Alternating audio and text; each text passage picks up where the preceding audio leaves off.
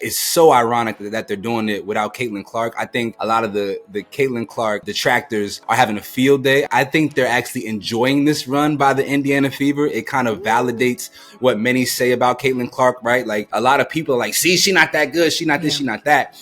You know, unfortunately, we just live in such divisive times, especially around Caitlin and Angel and all the things that the Fever's success is being celebrated more because of who's not present than the women who are actually hooping on that court.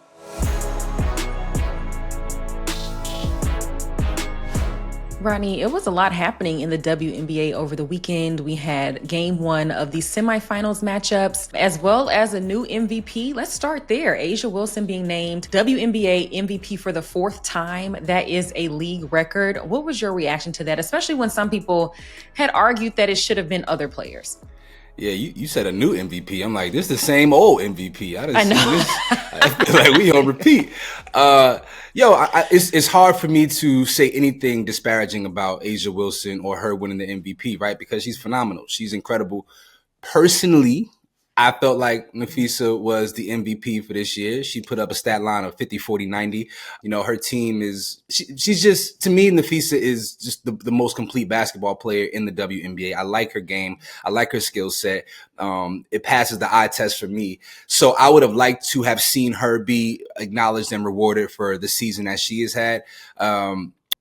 So yeah, it puts me in a tough spot because I do want to be like, yo, congrats A'ja, but also I do have my own personal desire to see Napheesa win the award as well. And I felt like of any year, this should have been the year. It seems like in the WNBA, voter fatigue does not happen like it does in the NBA. You know, like last year, some said that the Joker could have won another MVP, but people were tired of continuing to vote for him. That does not appear to be something that happens in the WNBA. And so maybe it makes for a more objective MVP voting experience. Yeah, and I feel like if you say anything other than A'ja, the fans kind of jump on you a little bit. But looking at the stat line, because I was like, let me just look at that. A'ja put up 23.4 points and Fee had 22.9 points during the regular season. So I could kind of see where if you're just looking at the stats, but I'm with you. Like, I just feel like overall, just the impact, it seemed like Minnesota was just the entire season. They were just like really good. I think it really boiled down to the games that she missed, that Fee missed a lot of games this season. And I think that's ultimately why she didn't get it. Now, a lot of people said that Kelsey Mitchell should have got it, and they could have been Fever fans. And I think that she went into that matchup against the Aces with a chip on her shoulder. Hold on, let me pull up. After game one, that game one stat line, she was going crazy on the Aces. She put up 34 on. I'm like, okay, we gonna get into that. I got some thoughts around that for sure.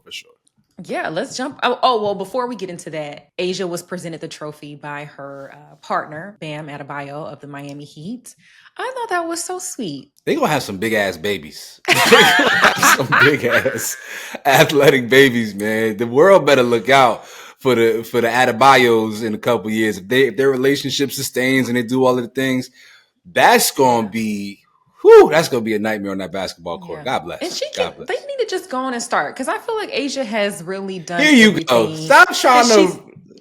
No, I'm saying like, so say for instance, if A'ja was to say, hey, I'm going to take off a season to start a family, nobody's going to be upset at that, because she's won the MVP 4 times. How many times they won a championship? 2, 3 times? How many times they won a championship? Twice? At least 2. So she's accomplished more than most people.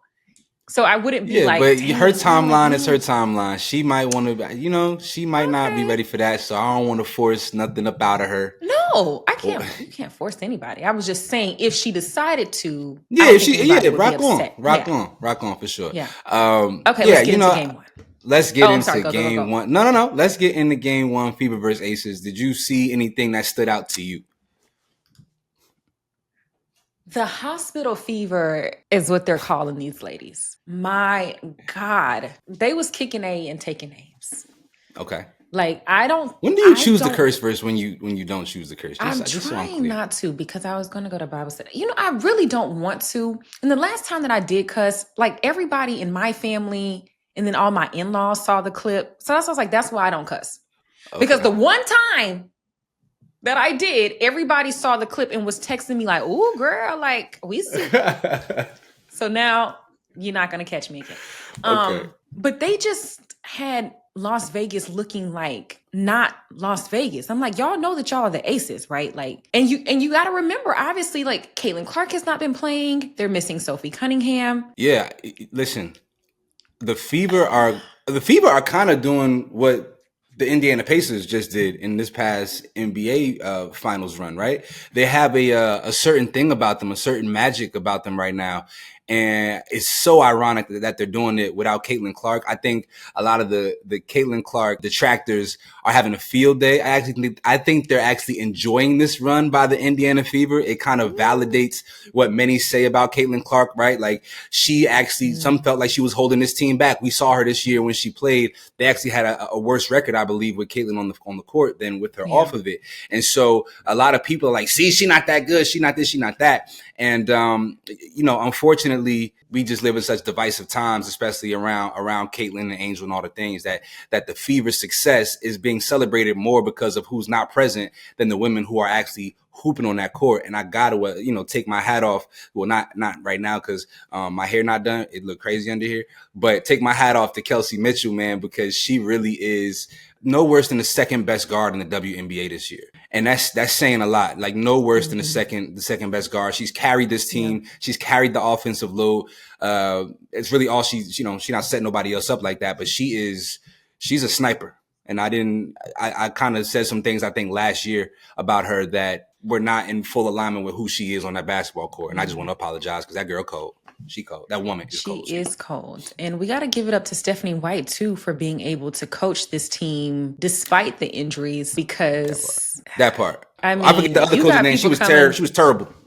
But I think that this goes to what we talked about when you did like your Beat the Clock about Caitlin and Paige. And my argument was that I felt like Caitlin had a way better ensemble, like a way better team around her than Paige did. And this shows that. I'm not knocking Caitlin. I'm just saying that like, even though that she's absent and everybody had counted this team out, they're still pushing on. They're still taking down Las Vegas Aces team with the league MVP on the road. Yeah. I'm impressed, yo. I'm truly impressed. It'll be interesting to see going forward, how this series finishes out. One game obviously doesn't win you a series, but what a phenomenal way to start things off. Mm-hmm. The WNBA playoffs are really, really high pressure. You only got to win 2 games. And so, up until the finals. And so now you see this Aces team with their back up against the wall, which I don't think anybody expected to be the case. And it'll be interesting to see how they come out.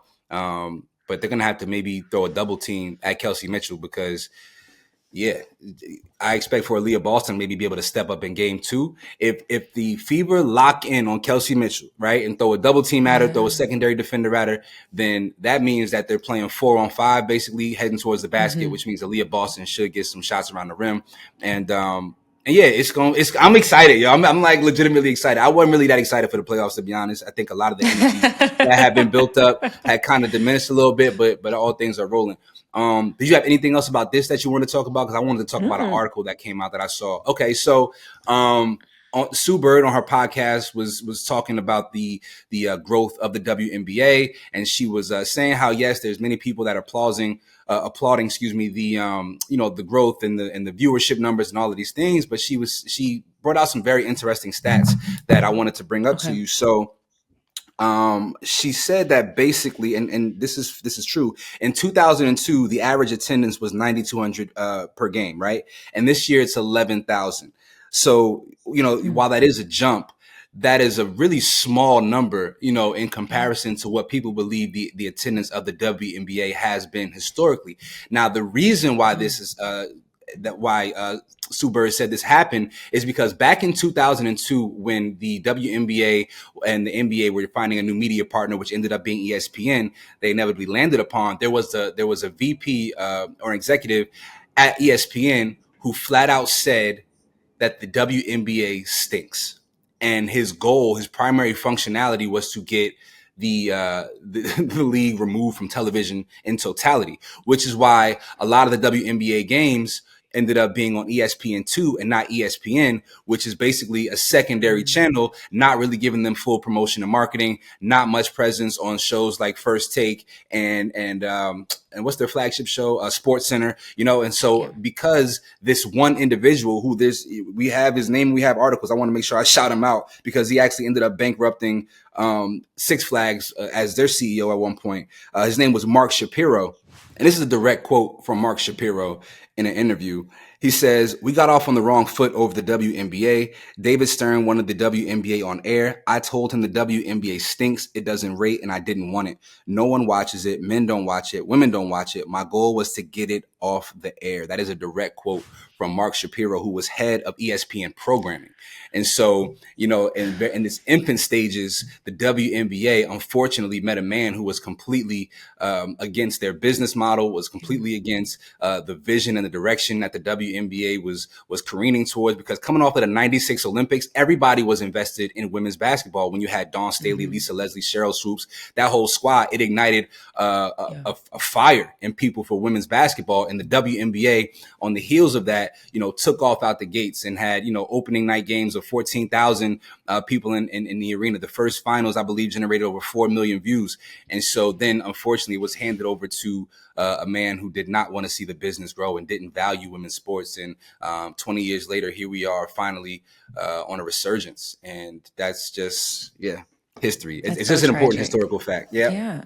No, that's absolutely tragic, because to think that you're putting all of this and you have somebody behind the scenes you don't even realize it's holding you back. I mean, that has to be upsetting, frustrating, heartbreaking, all of the things, because like you just mentioned, women's basketball was really exciting. Well, it still is exciting, but during that time, it was extremely exciting.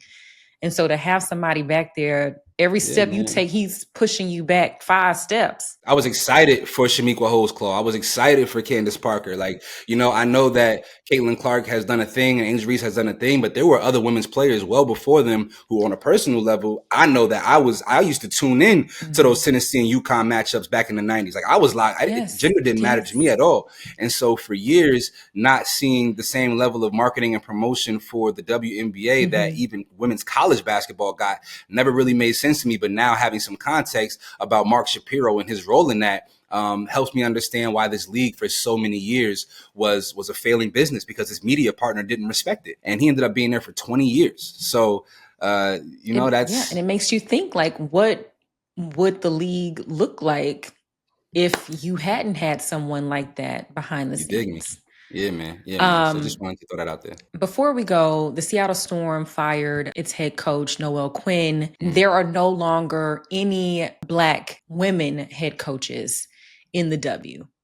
And that is a crazy stat. I will say, though, I did a short a couple of weeks ago about the Seattle Storm because it was being reported allegedly that Alicia Clark requested a trade because of the locker room culture in Seattle. That was the reason why allegedly Jewel Lloyd requested a trade as well. So I'm not sure if that allegedly has anything to do with why she's no longer the head coach, but it did seem as though allegedly that there was some things going on in the locker room. I know that there's this whole narrative that Skylar Diggins I was about to is say. a little bit, of a hothead. She's thorny in the locker room.